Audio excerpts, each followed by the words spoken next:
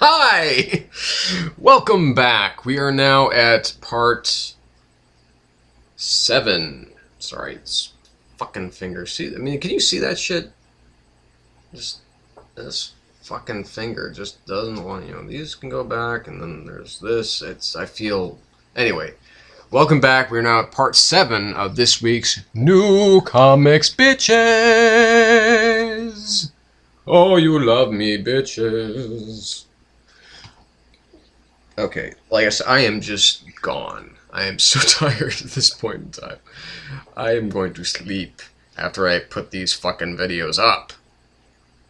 So, you have to excuse me if I'm silly. So, Books of the Week continues. Batman and Robin number 8. This book keeps getting better. How is that possible? I mean, it's getting close to being on par with Snyder's Batman, with Snyder and Capullo's Batman. Peter Tomasi and Patrick Gleason are blowing my mind out of my skull with this book. It's incredible because it's the most emotional. It's the most tangible of the Bat books, the Batman books, I should say. You can feel what these people want from one another. You could feel Bruce and Damian. There's a big disconnect there. They want, so much of them wants to be normal, but they know that they can never be normal. I mean, one of them is,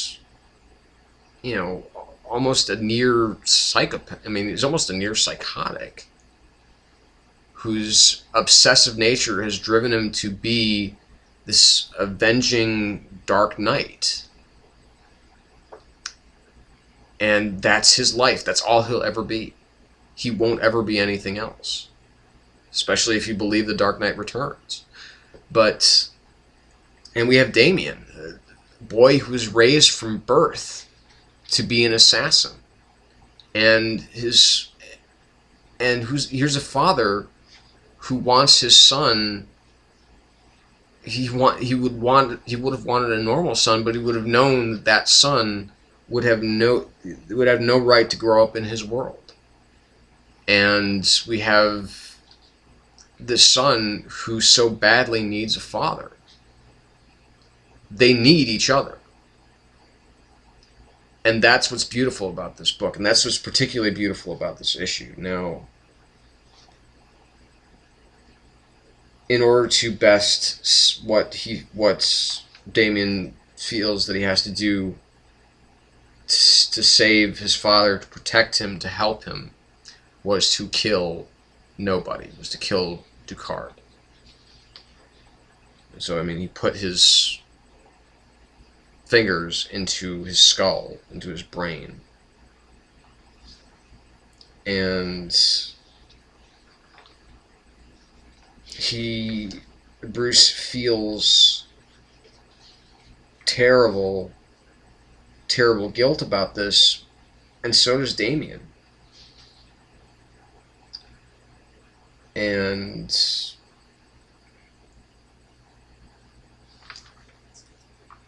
there's this moment where Bruce says to the portrait of his parents, that he wishes that he had killed Ducard himself, so that the blood wouldn't be on Damian's hands. But he would have never done that. So ultimately, what they need to do for each other is to have a moment that is just pure for a father and a son. And it's like the issue of Fantastic Four this week. It's incredibly moving. I almost feel kind of choking up right now just talking about it. But a pure 5 out of 5, natural, absolutely, it's perfect issue of a consistently great comic. So this was the one that I didn't buy, or I actually had to buy it because it was so fucking awesome, even though I was able to read it online. And that is, and I never, from the first issue of this, I never thought this was going to be one of the picks of the week, but it is Avenging Spider-Man #6. But the reason that this is at the top is that it's not written by Zeb Wells, but it's written by Mark Waid and Greg Rucka. Mark Waid has written Spider-Man in the past, so he knows Spider-Man. But he's writing Daredevil right now. He knows Daredevil. Greg Rucka, he's writing Punisher right now. This is the beginning of the Omega effect. And it's Marco Checchetto who does the art in this particular book. And of course he is the regular artist of the Punisher. The book itself, one of the things that Waid and Rucka do brilliantly in this comic, and this is where it really shines. The art by Marco Checchetto is terrific, but where it really shines, the moments that are great, is that they give each character their distinct voices, their distinct moments, and it totally works for all of them. You know, this confrontation, with essentially, bringing Frank. I thought at first that bringing Frank Castle into the major Marvel universe again would be a mistake. I liked him where he was, but Greg Rucka, what he's done with him is that he needs to bring him into this, because what Waid has created ultimately with the Omega Drive has created something that was bound to get Frank Castle's attention.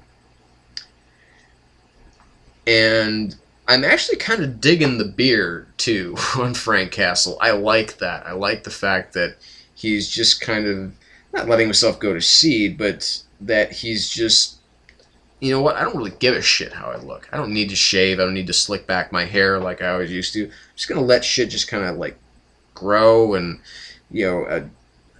and that's it, because appearances don't always have to be, that's not who I am. But he does always have to have a certain look about him. And, just bringing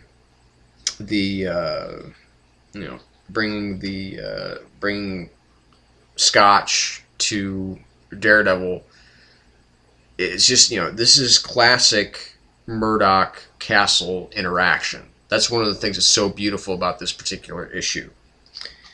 And then,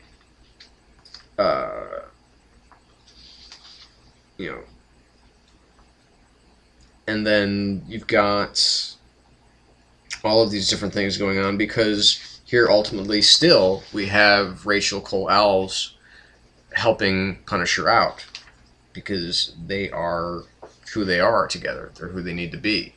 And then we've got Spidey, who is fighting hand ninjas.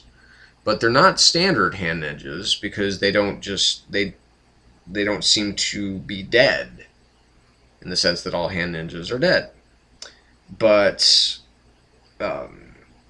there's some just beautiful moments by Spider-Man here, and we've got, some killer moments, but non-killer moments by the Punisher, who basically says, that, you guys, if we're going to work together, no killing.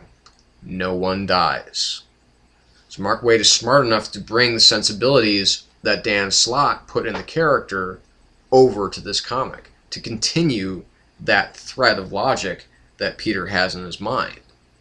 It's also, Waid is also smart enough to keep Daredevil kind of in the background here,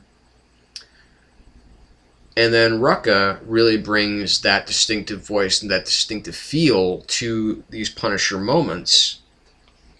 And also he's written Daredevil before as well. So I mean, he just kills it. It's just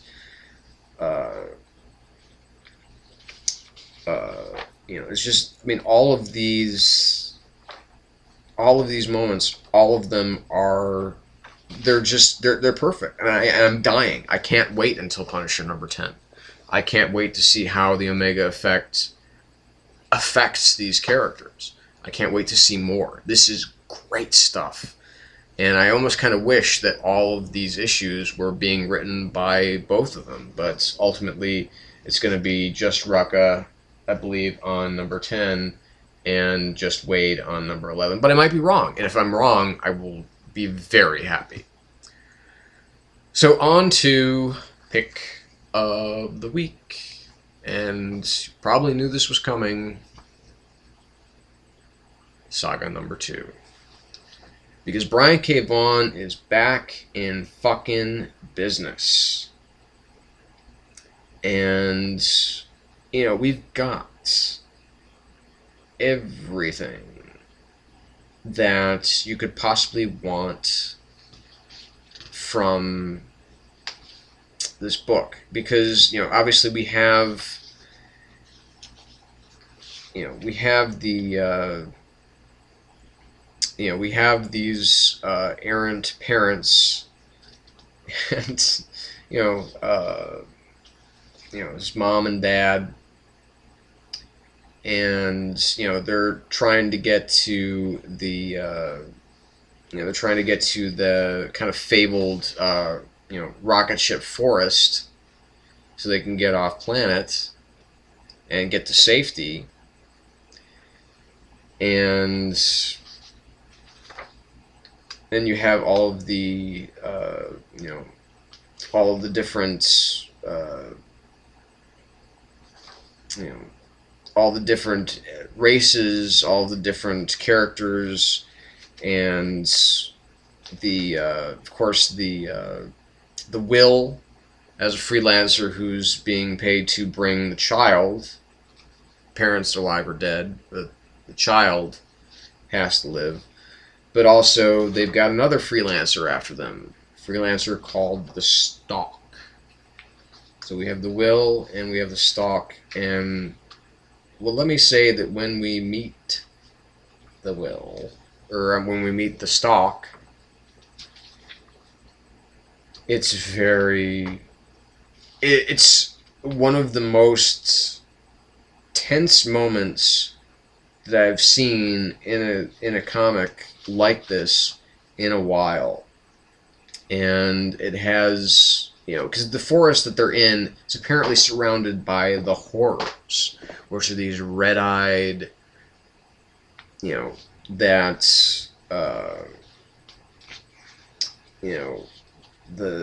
horrors, according to the Stalk, she says, I once saw a pack of them rip a man's spine out through his urethra.